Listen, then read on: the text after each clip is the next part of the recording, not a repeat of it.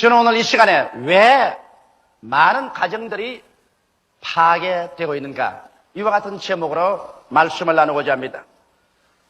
우리 사회의 가장 기초적인 단위가 바로 가정입니다. 그리고 가정의 기본적인 구성 요소가 부부인 것입니다. 이러므로 남편과 아내의 관계가 원만하지 못해서 파괴되면은 그 가정이 파괴되고, 파괴된 가정을 많이 가지고 있을수록 그 사회는 불안하고 그 국가는 위약해지고 마는 것입니다. 가정이란 하나님께서 인간 사회 속에 만드신 가장 첫 제도인 것입니다. 그러므로 하나님께서는 가정을 대단히 중요하게 여기십니다. 그렇기 때문에 나사렛 예수께서 오셔서 그가 가나의 혼인잔치에 오셔서 첫 기적을 행하실 때, 바로 처음 결혼하시나 포도주가 모자라서 낭패에 처한 신혼부부를 도와주기 위해서 물을 변하여 포도주로 만들어서 공공한 처지에서 해방시켜주는 일을 하신 것입니다. 이러므로 우리 하나님께서 얼마나 가정을 귀하게 여기신다는 것을 여기에서 직접으로 증명해 주신 것입니다. 그러므로 행복하고 건강한 가정은 하나님의 소원하는 바요, 이와 같은 가정이 많을수록 사회가 안정되고 나라가 튼튼해지는 것입니다. 그러나 오늘날 실제로 볼 때 온 세계에 걸쳐서 수많은 가정들이 불행하고, 그리고 처참하게 파괴되어가고 있는 것입니다.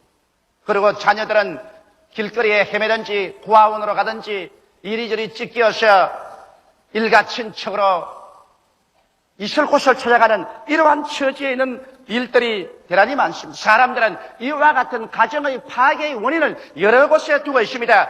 급속적으로 오늘날 사회가 도시화되기 때문에 그들이 농촌의 안정된 환경에서 뿌리가 뽑혀서 도시화된 사회 속에 휘말아쳐 와서 그만 정신적인, 가정적인 안정을 상실해버리고 그 결과로 가정이 파괴된다는 사람도 있습니다. 또 다른 사람들은 산업화 시대에 사람들은 시간과 조직에 묶여서 움직이기 때문에 가정적인 그러한 단합할 수 있는 시간이 없고 부부 간에 대화할 수 있는 시간이 많지 않기 때문에 가정이 파괴된다고 말하는 것입니다. 또 다른 사람들은 경제적인 기대와 요구는 많은데 현실적으로 그것이 이루어지지 않을 때 마음의 욕구, 불만과 나아가서 좌절감 등이 가정을 파괴하는 근원적인 이유가 된다고도 말하고 있는 것입니다. 실로 가정의 파괴에는 여러 가지 이유가 있지만은, 그러나 그 모든 이유 중 가장 절실한 이유가 부부 간의 인간관계가 실패할 때, 여기에서 가정이 파괴되는 것입니다. 여러분, 결혼한 부부는 언제나 상호간에 대화가 이루어지고 원만한 관계가 이루어지도록 주도 면밀하게 늘 계획하고 애를 써야 하는 것입니다. 첫 결혼했을 때 한 1년 동안에 그 밸런스를 잡기 위해서 많이 애를 써야 되고, 또 결혼한 지 한 10년쯤 되어서는 이제는 가정이 거의 안정되고 경제적으로 안정이 이루어졌을 때 그때 또다시 한번 우리가 가정적인 밸런스를 잡아야 돼요. 자녀들이 다 자라서 결혼하고 난 다음 이제 노년기를 있었을 때 그때 또다시 한번 부부는 그들의 환경의 전환기에 따라서 서로의 조화를 가져와야 되는 것입니다. 가정이라는 것은 그냥 내버려 두어서 잘 자라는 이와 같은 화원이 아닙니다.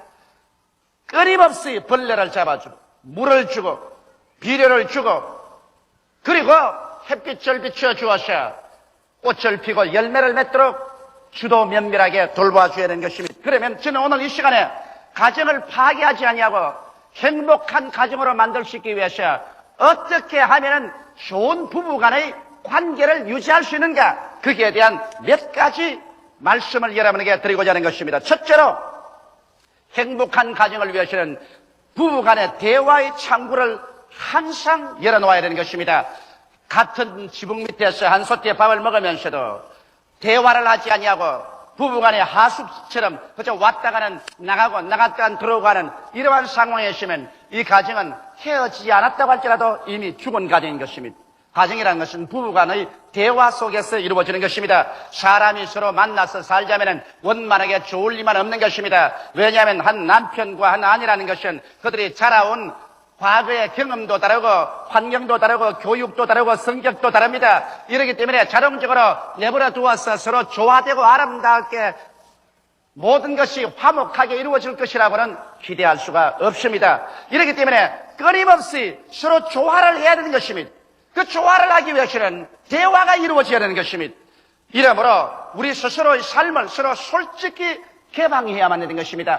자기의 생각과 자기의 마음속에 불평과 원망, 또 불만족, 이러한 것을 마음속에 감추어 놓고 이것을 자꾸 쌓아놓으면 이것이 나중에 걷잡을 수 없고 고칠 수 없는 병증이 되어버리고 마는 것입니다. 이렇기 때문에 여러분의 삶을 스스로 개방해 놓아야 되는 것입니다. 남편은 아내에게 자기의 마음과 생각을 개방해 놓고, 아내도 남편에 대해서 모든 생각을 다 개방해 놓고 난 다음에, 그래서 그들의 마음에 있는 것을 털어놓고 대화를 해야 선뿌리가 마음속에 생기지 않습니다.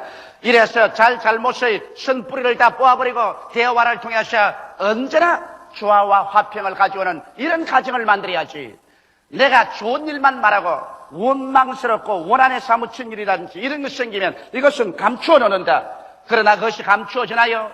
얼마 전에 이것이 선뿌리가 되고 이것이 암이 되어서 가정이 파괴되어버리고 마는 것입니다. 여러분, 가정에서 남편과 아내가 취해야 될 태도는 서로의 카운셀러가 되어야 된다는 것입니다.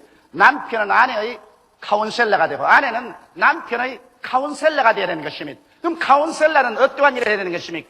카운셀러라는 것은 남을 도와주는 사람이기 때문에 남의 말을 잘 들어줘야 되는 것입니다. 서로 말을 도와줘야지 일방적인 말만 하고 다른 사람 말만 하면 그런 소리 하지 마라, 시끄럽다, 입 닥쳐버리라 이렇게 말하면 그럼 카운셀러가 될 수 없는 것입니다. 남편은 아내의 말을 죄다 들어주고 그리고 있는 힘을 다해서 최대로 이해하려고 노력하고 그리고 아내의 위치를 동정하고 문제점을 해결에 도움을 주려고 애를 써야 되는 것입니다. 또 아내는 아내대로 남편하고 대화를 할 때 남편의 말을 들어주고 이해하고 그리고 동정하고 남편의 문제를 해결해 주려고 노력하고 애를 써야만 되는 것입니다. 이와 같이 서로서로의 카운셀러가 되어야지 일방적으로 명령만 내리고 다른 사람의 말은 짓밟아 버리는 이와 같은 태도를 취하면 그 가정은 벌써 파괴의 씨앗이 심어져 버리고 마는 것입니다. 이러므로 행복한 가정은 상호간에 대화의 창구를 항상 열어놓고 서로서로의 카운셀러가 되어야 되는 것입니다. 둘째로, 여러분, 부부가 결혼하고 난 다음에는 야한 일이 있더라도 서로 사랑하겠다고 마음속에 결심을 해야만 되는 것입니다. 사람은 사랑이라고 말하면 그것이 감정적으로 로맨틱한 사랑만 생각하는 것입니다. 감정적인 사랑이라는 것은 오래 계속되지 않는 것입니다. 참된 사랑이라는 것은 이지적인 사랑인 것입니다. 마음속에 서로 상대를 사랑하겠다고 결심을 하고 나오는 것이 참된 사랑인 것입니다. 어제 내가 편지 한 통을 받았는데 어떤 자매님이 눈물 흘린 편지를 왔었습니다. 그는 결혼을 하고 자녀 하나를 낳았는데 그가 정신분열증을 일으켜서 병원에 입원을 했다가 그것이 고침을 받고 나왔다는 것입니다. 그러나 그가 정신분열증을 일으켜서 병원에 입원해 나왔다는 그 이유로 온 시집 식구들이 다 일어나고 남편조차 일어나서 가정재판소에 이혼 소송을 내놓고 난 다음 쫓아내려는 겁니다. 그런데 이 자매님은 이혼하기 싫다는 것입니다. 자기는 어린아이도 있는데 이 어린아이를 어떻게 하는 것입니다. 그래서 이혼하지 말고 살자고 간청을 해도 벌써 시집 식구들과 남편은 이혼하겠다고 결심을 하고서 재판에 걸어놓았다는 것입니다. 그 얼마나 비극적인 사회인 것입니까? 일단 사람이 결혼을 하면 이 결혼은 벌써 그 결혼 첫날부터 죽을 때까지 함께 살겠다는 운명적인 각오를 하고 결혼하는 것입니다. 이렇기 때문에 좋을 때만 받아들이고 내 나쁘고 귀찮으면 발길로 차버린다는 이러한 것은 있을 수가 없는 것입니다. 더구나 우리 기독교인들은 이혼이란 하나님의 법을 어길 뿐 아니라 여러분, 이혼이란 것은 상호간 정신적인 심각한 파괴를 가져오는 것입니다. 나는 많은 이혼한 사람들이 남녀를 불문하고 제게 와서 그 정신적인 고통에 대해서 말하는 것을 들었었습니다. 이혼할 때는 감정적으로 격해서 그들이 이혼하면 좋을 줄 알지만은 그러나 이혼을 하고 난 다음 그 뒤에 다가오는 정신적인 고독과 끊임없이 다가오는 죄책, 그 마음의 불안, 그리고 이혼의 결과로 다가오는 자녀들에 대한 충격, 이런 것은 도저히 계산할 수 없을 만한 손실을 가져오고 마는 것입니다. 이렇기 때문에 여러분, 우리는 일단 결혼하고 나면은 어떻게든지 서로 사랑하겠다고 마음속에 결심을 내려버리고 이혼하겠다, 헤어지겠다는 그러한 생각은 아예 없애버려야만 되는 것입니다. 배수진을 친다는 말이 있는 것입니다. 뒤로 물러가지 못하게 강이나 바다를 뒤로 두고서 싸우는 것이 배수진인 것입니다. 일단 결혼은 배수진을 치는 것입니다. 뒤로 돌아보지 않아야 되고 뒤로 돌아갈 길 다리를 다 불태워버려야 되는 것입니다. 오직 전진만 있을 따름이지 후퇴는 있을 수가 없다. 좋을 때도 함께 살고 나쁠 때도 함께 산다. 살아도 함께 살고 또 죽을 때까지 함께 노력한다. 이와 같은 정신적인 각오가 있어야 서로 안심하고 살 수 있지. 좋을 때는 서로 함께 동거동락하다가 한 파트가 나빠지면 버리고 간다. 그러면 불안해서 어떻게 같이 살 수 있겠습니까? 이러므로 행복한 부부관계, 행복한 가정생활인 것은 한 번 결혼하고 난 다음에는 그 다음 다시 뒤를 돌아보지 않는다는 각오가 있어야 되는 것입니다. 예수님께서도 잔기를 들고 뒤를 돌아보는 자는 천국에 합당하지 않다고 말한 것입니다. 가정도 꼭 마찬가지인 것입니다. 이러므로 여러분께서 행복한 가정, 행복한 부부의 관계를 이루려면 한 번 결혼하면 다시 뒤를 돌아보지 말아야만 되는 것입니다. 저는 하도 결혼 주례식을 많이 하기 때문에 결혼 주례할 때마다 형형색색의 남편과 아내들을 바라봅니다. 내가 생각하기에는 이 사람들은 행복하게 보인다. 이 사람들은 문제가 있겠다. 이 사람들은 장차 많이 싸우겠다. 이 사람은 내 주장이겠다. 이 사람은 남자가 주장을 하겠다. 대개 이제 보면 알게 되는 것입니다. 그런데 저는 요사이 내 생각을 해봅니다. 조용기, 네가 총각으로 돌아가셔 다시 결혼을 한다면 어떤 여자하고 결혼하겠는가? 내가 곰곰이 생각해 봤습니다. 그 결과 대답이 나왔습니다. 내가 총각으로 돌아가서 다시 결혼한다면 현재에 있는 내 아내 김성희하고 결혼을 하겠다.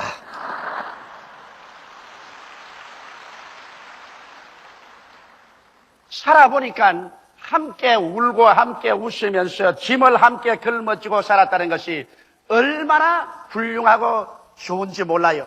그리고 또 살아가면 결점은 자꾸 사라지고 장점만 자꾸 보고 살아야지.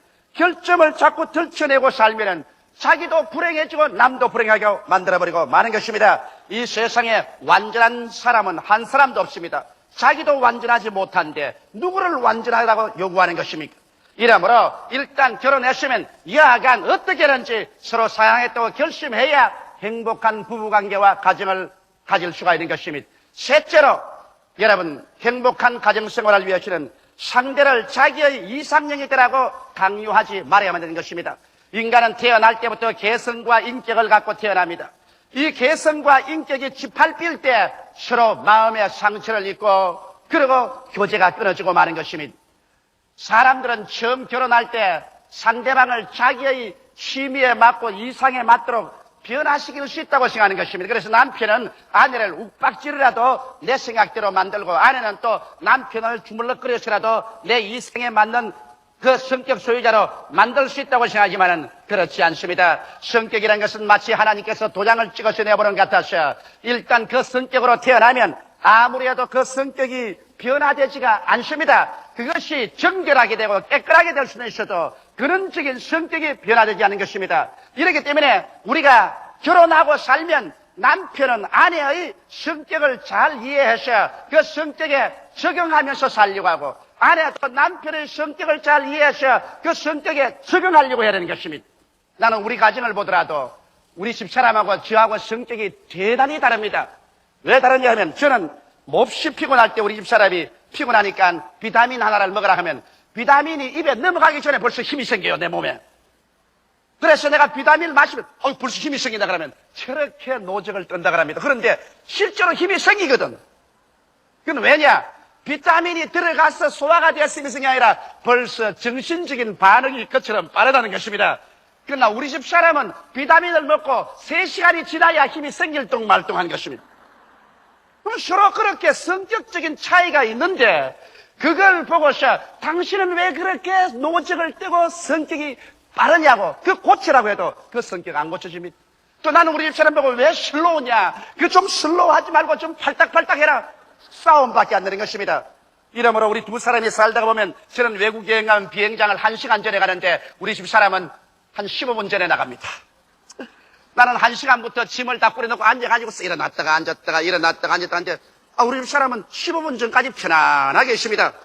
그래서 결혼 초년에는 이것 때문에 서로 부딪히고 많이 논쟁을 했지만은 이제는 서로 이해하고 조화가 되어서 나는 1시간짜리 우리 집 사람은 15분짜리 그래서 두 사람이 좋아해서 30분으로 낙착을 딱 지어버린 것입니다. 성격이란 것은 그런 쪽으로 변화가 되지 않기 때문에 서로 인한해서 조화를 시켜야지 이것을 내 일방적으로 끌어다가 강제로 굴복시키려고 하면 거기에서부터 상처가 나기 시작하고 그것이 성격적으로 벌써 삐뚤어지기 시작하는 것입니다. 이러므로 이기주의는 가정을 석고화시켜버린 것입니다. 남편은 남편대로 내 뜻대로 하지 않으면 안 된다. 내가 우리 집의 폭군이다. 이기주의를 만들면 그 아내는 나중에 석고가 되어버린 것입니다. 그 남편 시킨 대로 하지요. 하지만은 감정도 다 버려버리고 사랑도 다 버려버리고 이제 할 수 없으니까 순종한다. 이래서 나와 너의 대화, 인격적인 대화가 되지 않냐고 나와 그것의 대화, 사람과 물건과의 대화가 되는 것입니다. 할 수 없이 내가 살아가기 위해서는 어찌할 수 없이 너와 교제를 해야 되기 때문에 이제는 인간적으로 나는 대하지 않는다. 나는 하나의 물건으로 대한다. 그래서 나와 그것의 대화가 이루어질 때 비극적이 되는 것입니다. 나는 많은 가정이 그런 가정 형태로 된 것을 보았습니다. 남편들이 내 주목 안 하면 우리 집 사람 꼼짝도 못해. 내가 고함하면 꽉 지르면 우리 집 사람이 그대로 순종해. 그런 말을 하는 남편들을 많이 보는데 나는 그 말을 들을 때 당신의 가정은 나와 너의 관계가 아니라 나와 그것과의 관계가 이루어지고 있다는 것을 저는 당장 직감할 수 있는 것입니다. 순종을 하지요. 그러나 이제는 사람으로서 취급하지 않고 이제 무관심으로서 순종하는 것입니다. 아내도 그와 같습니다. 남편에게 자꾸 바가지를 끌고 남편을 괴롭히고 몹시 고통을 주고 자기 고집대로 자꾸 주장하면 남편이 점점 약해져 가지고서 나중에는 그 부인을 시키는 대로 하는 것 같지만은 인간적인 대화는 끊어지고 나와 그것과의 대화가 이루어지는 것입니다. 남편이라는 것은 결혼 초년에는 상당히 강하지만은 실제로 자식을 낳고 살아가면 점점 약해지는 것입니다. 부인은 처음에는 어린 양같이 되어서 시집을 오나 자식을 낳고 세월이 지나갈수록 점점 호랑이가 되어가는 것입니다. 이러기 때문에 실제로 남편이 굉장히 강한 것 같아도 나중에 지나고 나면 굉장히 약해지는 것입니다. 이러기 때문에 서로의 고집을 부려서 상대를 내게 굴복시키려고 하면은 결과적으로 나와 그것과의 대화 속에는 행복이 없어져 버리고 마는 것입니다. 나와 너와의 대화 속에서 서로 이해하고 서로 사랑하고 서로 동정하고 서로 협조하는 삶이 되기 위해서는 상대를 자기의 이상형이 되라고 강요하는 그러한 일이 없어야만 되는 것입니다. 넷째로 행복한 가정은 창조된 자기의 본분을 용납해야 되는 것입니다. 물론 남자는 남자된 것을 후회하는 사람이 별로 없습니다. 남자된 본분을 받아들여서 난 남자로서 살아간다고 하지만은 여자는 여자된 것을 후회하는 사람 내가 많이 보았었습니다. 신앙 상담에 와서 저게 목사님 내가 어쩌다가 여자가 돼가지고서 이렇게 왜 괴롭습니까? 탄식하는데 이것은 아무리 탄식해도 소용이 없습니다. 왜냐하면 창조주 여호와 하나님께서 남자는 남자로 만들어 놓으시고 여자는 여자로 만들어 놓았기 때문에 남자는 남자로서의 자기의 본분을 감사하게 받아들이고 자기 임무와 책임을 다할 것이고 여자는 여자로서의 자기의 본분을 받아들이고 임무와 책임을 다할 줄 알아야만 되는 것입니다. 오늘날 많은 여성들이 여성 자유해방 운동을 주장하고 난 다음 남녀 동등으로서 집에 와서 어린애기 기저귀 가는 것부터 시작해서 부엌에 밥하는 것까지 모두 다 남편과 동등하게 해야 되겠다. 이래서 그 권리를 주장하고 나와서 가정이 묵사발이 되는 사람들이 많이 있습니다. 이와 같이 하지 말고 창조된 자기의 본분을 용납해서 남편은 남편이 할 일이 있고 아내는 아내의 할 일이 있는 것입니다. 그 본분에 감사하고 그게 만족해서 살 때 서로 조화가 되고 잘 살아가지는 것입니다. 해는 해로서의 할 일이 있고 달은 달로서의 할 일이 있는 것입니다. 남자로서 할 일이 있고 여자로서 할 일이 있는 것입니다. 아버지의 일이 있고 어머니의 일이 있는 것입니다. 서로 본분을 가지고서 그것을 만족하고 감사하게 받아들이고 살 때 행복하고 조화된 부부관계가 이루어지고 가정이 이루어지는 것입니다. 다섯째로 여러분 행복하고 조화된 가정이 이루어지려면 함께 영적으로 지적으로 성장해야만 되는 것입니다. 저는 많은 안밸런스가 맺어진 가정들을 봅니다. 남편은 대단히 유식한데 부인은 굉장히 무식한 사람이 있는 것입니다. 남편은 신앙이 아주 없는데 부인만 신앙이 아주 좋은 사람이 있습니다. 이렇게 해서 안밸런스가 되면 이것이 가정에 또다시 하나의 구열이 되는 요소가 되는 것입니다. 처음 결혼할 때는 서로 다 처지와 신분이 맞도록 결혼을 했는데 남편은 세상에 나가서 활동을 하려니까 많이 이야기도 듣고 또 공부도 하고 경험도 많이 했어요. 그러면 남편은 지적으로나 경험적으로 굉장히 상승해버렸는데 부인은 그냥 결혼했으니까 이제 남편이 끝까지 나를 사랑해 주겠지 생각하고 난 다음 집에서 발전을 합니다. 책도 읽지 아니하고 공부도 아니하고 자기 인격적인 개발도 아니하고 그들이기 때문에 한 10년이 지나고 나면 남편은 그 수준이 이만큼 높아지고 부인은 결혼할 때 그대로 있습니다. 그래서 서로 대화가 안 됩니다. 이래서 남편이 아이고 저를 사러 데리고 사느니 목닭을 데리고 살지요. 그런데 점점 남편하고 수준이 맞는 그러한 여성들이 세상에 많이 나타나서 유혹을 해요. 그러니까 남편들이 그만 내 집사람은 저것은 아무것도 모르고 무식하고 현대 모든 사주를 모르니까 저하고 살 수가 없다. 그래서 결국에 가서 가정이 구열되고 마는 것입니다. 이렇기 때문에 여성 여러분은 일단 결혼했으면 나는 자식이나 낳고 집에서 빨래나 하고 집안일이나 돌보고 가정 구석에 처박혀 있으면 됐지. 이로써 마지막이라고 생각하면 큰일 납니다. 남편은 시시각각으로 사회에서 자꾸만 자기 스스로를 개발하고 발전시킵니다. 그렇지 않으면 생존 경쟁에 살아갈 수 없기 때문인 것입니다. 이러므로 여성들도 끊임없이 자기 개발, 자기 향상을 도모해야만 되는 것입니다. 이래서 자기도 남편과 지적 수준이 같도록 점점 공부도 하고 연구를 해서 남편과 일평생 대화가 될 수 있어야지. 이게서 떨어지면 가정의 구열이 생기는 것입니다. 신앙도 한 가지인 것입니다. 신앙도 부인은 열심한 신앙이는데 남편이 신앙이 없으면 신앙에 대한 이해가 되지 않기 때문에 서로의 교제가 끊어집니다. 이러기 때문에 부인과 남편이 성경도 같이 읽고 교회도 같이 오고 기도도 같이 하면서 신앙적인 대화를 통해서 서로의 신앙적인 수준도 같이 동등하게 향상되는 것입니다. 여러분, 동료가 동료를 이끕니다. 까마귀는 까마귀끼리 모이고 참새는 참새끼리 모이는 것입니다. 까치는 까치끼리 모이고 오리는 오리끼리 모이는 것입니다. 이와 같이 사람도 지적 수준과 그의 생활 수준이 같은 사람끼리 모이는 것입니다. 이런데 너무 많은 가정이 남편과 아내의 지적이고 영적인 수준이 현격한 차이가 있어서 서로 도저히 동료가 되지 못하고 친구가 될 수 없으며 대화가 이루어지지 않습니다. 이러므로 말미암아 서로 모여 앉아도 밥이나 같이 먹고 잠이나 같이 다시 그 이후에는 입을 열어봤자 할 말이 없습니다. 이러기 때문에 서로 대화가 안 되고 심심하고 그러니까 남편은 남편대로 자기의 세계를 찾아가고 부인은 부인대로 자기의 세계를 찾아가고 그래서 가정은 하숙집이 되어버리고 그것이 오래 계속되면 가정이 파탄되어버리고 마는 것입니다. 이러므로 끊임없이 자기 연마와 수련을 통해서 남편과 아내가 같은 동등한 수준으로서 영적으로나 지적으로 성장할 수 있도록 여러분이 항상 노력하고 도모해야만 되는 것입니다. 여섯째로 행복하고 조화된 가정을 가지기 위해서는 인간적인 감정을 서로 이해해야 되는 것입니다. 사람은 감정적인 존재입니다. 인간이 이성적인 존재라고 하지만 이성은 감정의 뒤에 따라옵니다. 먼저 감정이 폭발하고 난 다음 이성은 뒤에 따라와서 해석을 하는 것입니다. 이렇기 때문에 부부간에 같이 살려면 상대적인 감정을 예리하게 살펴줘야 됩니다. 여러분, 남편은 아내의 감정을 예리하게 살펴야 되고 또 아내도 남편의 감정을 예리하게 살펴내는 것입니다. 친할수록 서로 존경하라는 말인 것입니다. 친하다고 막말을 해제끼면 그로서 깊은 상처와 파괴가 오는 것입니다. 남편과 아내만큼 친한 자가 어디 있는 것입니까? 그런 이상 남편과 아내는 서로의 감정을 이해하고 보살피기에 굉장한 힘을 써야 되는 것입니다. 그렇지 않고 그냥 자기 말 나온 대로 해버리면 큰일 나는 것입니다. 예를 들어 말하면 남편이 기분이 나쁘다고 아내의 과거의 약점을 들어가지고서 그대로 자꾸 치면 파괴되어버린 것입니다. 또 아내도 남편의 약점을 들어가지고 당신이 이렇게 해서 잘못했잖느냐, 그러니 당신 잘난 것이 뭐냐 감정을 쳐버리면 그 남편은 스스로의 마음속에 파괴됩니다.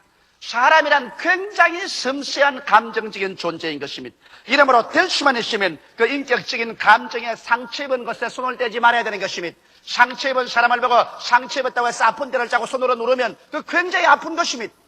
이러기 때문에 감정을 서로 이해해서 상대방의 감정에 상처를 입히지 말아야 되는 것입니다. 그리고 또 혹시 상처를 입혔을 때는 용서를 빌고 또 용서해야 되는 것입니다. 서로 남편과 아내 간에 내가 잘못했습니다, 이 말 한마디 못해서 파괴되는 가정이 많습니다. 남편이 아내에게 내가 그래도 남편인데 내가 너에게 잘못했다고 말을 해? 또 아내는 아내대로 내가 무엇 때문에 그 사람에게 잘못했다고 내가 해? 나도 인격자인데. 그래서 잘못했다는 말 한마디 하나로 말미암아 파괴된 감정을 고치지 못하고 이것이 영영 돌이킬 수 없는 파탄에 이를 때가 있는 것입니다. 이러므로 여러분께서 잘못했다고 생각할 때 또 서로 내가 잘못했지 않았다고 할지라도 이것으로 말미암아 상대의 감정을 고치기 위해서는 잘못했다는 말 한마디가 그렇게 어려울 것이 없습니다. 그러므로 내가 잘못했어요, 내가 잘못했네, 용서해 주세요, 용서해 주게, 이와 같은 말이 즉시로 그 깊은 상처를 고치고 다시 화목을 가져올 수 있는 좋은 치료제가 될 수 있는 것입니다. 이러므로 가정 부부의 관계는 하나의 예술 작품입니다. 법적인 묶임이라고 생각하면 안 되는 것입니다. 아름다운 예술 작품인 것입니다. 여기에 성가대원들과 오케스트라가 아름다운 찬양을 불렀는데 이거 예술 작품으로서 조화와 질서를 잡지 않았으면 이런 아름다운 음악이 안 됩니다. 부부 관계도 그와 같은 것입니다. 그대로 결혼했으니 그대로 내버려 두면 생활이 된다고 생각하면 거대한 오해인 것입니다. 이것은 하나의 예술 작품으로서 끊임없는 관심과 관찰과 예술적인 노력이 아니고는 우연한 성공이란 절대로 오지 않고 우연한 축복이라는 것도 오지 않은 것입니다. 가정이 불행하면 삶의 기쁨이 다 사라지고 삶의 이욕도 사라지는 것입니다. 그래서 모든 일에 낭피하고 마는 것입니다. 그러나 가정이 행복하면 삶의 이욕이 충천하고 살아가는 일에 행복이 넘치는 것입니다. 우리들은 하나님께로부터 받은 가정을 아름답게 성장시키어 수려한 예술작품으로 하나님께 바쳐야 될 의무가 있습니다. 가정은 부부 그 어느 한편의 노력만으로도 안 됩니다. 두 사람이 함께 노력해야 되는 것입니다. 다 같이 고개 숙여 기도드리겠습니다. 사랑이 많으시고 거룩하신 우리 아버지 하나님, 우리는 다 가정의 산물이고 또 우리는 가정을 가졌든지 또 지금 가지고 있든지 장차 가지든지 할 사람들입니다. 사랑이 많으신 아버지 하나님이시여, 행복한 가정은 하나님 앞에서의 책임이요 의무요, 또 행복한 가정은 건강한 사회, 강한 국가를 이루가는 기초입니다. 하나님 아버지, 오늘 이 시간에 우리가 다 우리 손을 가슴에 얹어놓고 하나님 앞에서 선물로 받은 우리 가정이 진실로 행복한 가정이냐, 그렇지 않은 부부간에 마지못해서 살고 있느냐, 서로 미워하고 원망하면서 살고 있느냐, 서로 결혼한 것을 한없이 후회하면서 살고 있느냐, 우리 스스로를 살펴보고 우리 스스로를 고치게 하여 주시옵소서. 성령이여, 우리 각자의 마음속을 이 시간에 살펴보아 주셔서 오늘 이 시간에 행복한 가정을 갖지 못한 사람들마다 모두 다 치료함을 입을 수 있도록 도와주시옵소서. 예수님 이름 받들어 기도드리옵나이다. 아멘.